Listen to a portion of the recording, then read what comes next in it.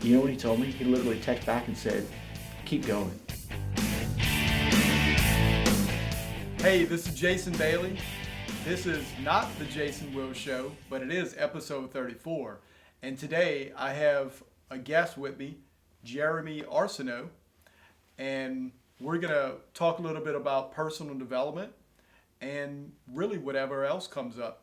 Absolutely. So, if you know anything about door-to-door sales, it takes a certain character. It takes a certain commitment level, and it takes a certain drive. Tell me what book have you read lately or are reading currently? So actually, right now I'm reading The Underdog Advantage by Dean Graziosi, and what I really like about that is just like the name hints, the underdog advantage. And he teaches you in that book where he came from and how he used his disadvantages or what he thought was his disadvantages in life, and what made him an underdog. And he used them to his advantage to propel forward to be able to get where he wanted to be. A quote he said recently was to be instead of relying on resources to have resourcefulness. I think a lot of people hear a lot about confidence. It's thrown around so much. You got to have confidence in anything you do. You got to have confidence. You got to have confidence. And I think that most people understand the meaning of confidence. They know how to posture up with something, but I wonder a lot of times if people know where to get confidence from, and that comes from being resourceful. You know, and if you're in a situation, everybody can think of different reasons why they need money. But how many people sit down with pen and paper and think of 10 different ways that they could do it this week? How can I get this much by the end of the week?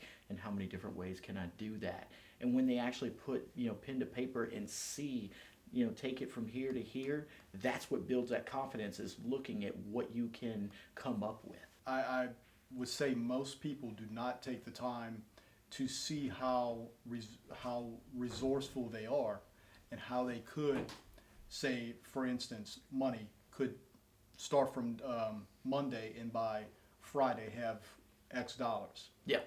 And that's something that it really does. It takes some resourcefulness. In also, I can see where if you can look at that list, you can also say, oh, well, okay, well, I'm pretty, that would build confidence as well. When I first started with Vivint, I got there and all I had in mind was a paycheck. I needed to get paid, and when I went, they told me that you could make a lot of money in this industry. And when I heard that and I seen the people around me making money, I was on cloud nine. I was zoned in. I'm focused. Let's go get it, right? Right. And the thing is, I've always heard people say that, oh, it can't be about the money. And I was like, you say what you want. I was like, at the end of the day, Yeah. that's what it is, know. And I felt like inside I wasn't gonna lie to myself. And I also think that was one of the most important things I did also. I didn't allow myself to lie to myself and look in the mirror and say, oh no, it's something else, try to pretend. Sure. I told myself, no, I need $1,000 this week. How can I get it? And I was trying to be resourceful, And so I went out there, long story short, I knocked 50 doors, got nothing. And then I knocked, I think, the second 10, and I started getting some interest. I got excited, right? But they fell through. I knocked 20 more, nothing. And I was thinking to myself, hold on a second. And I was starting to get shaky. I was like, something's wrong. I texted my manager. I said, dude, there's no way I could be doing this right. I said, I've literally knocked almost 100 doors and still have not sold one. You know what he told me? He literally texted back and said, keep going.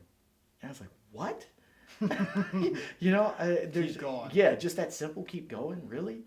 I ended up knocking 150 doors and finally sold one. Now, what was funny about it was that one that I sold, they were and so intrigued that I was literally trying so hard, and I think they told me no on that one particular door. It was 6 times, and I wouldn't get up. I sat there and I'm like, I thought to myself, I've got up and I've walked out of 149 doors.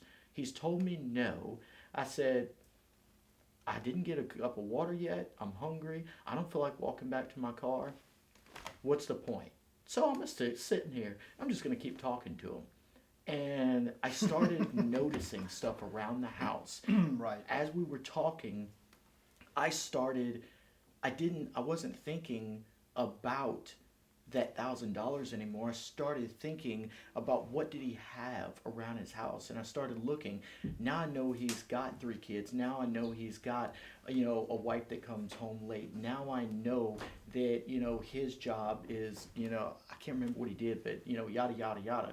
I all of a sudden had reasons why this system that I was selling to him was useful to him. Right. Then we get on a personal level, and I start telling him, well, man, just think, now you're going to be able to do this, that, and the other.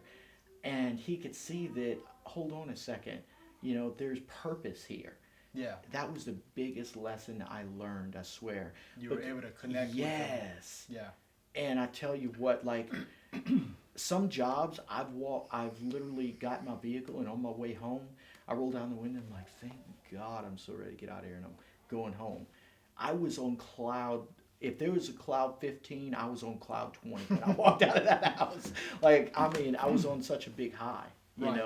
and that was what I took away from that was like, man.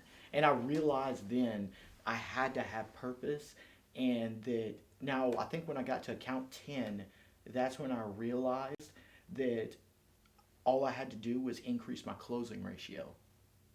When I realized that, I mean, it started clicking. I felt it like just snapping in my head Yeah. like this. And that's what I'm talking about.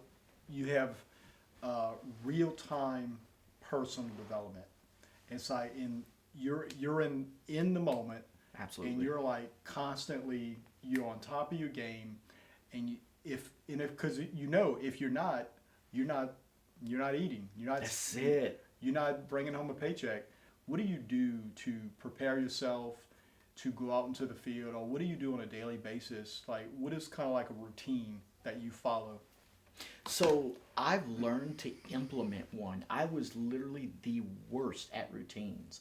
I grew up in a single family broken home, and at that point, there was a lot of trying to figure out what to do.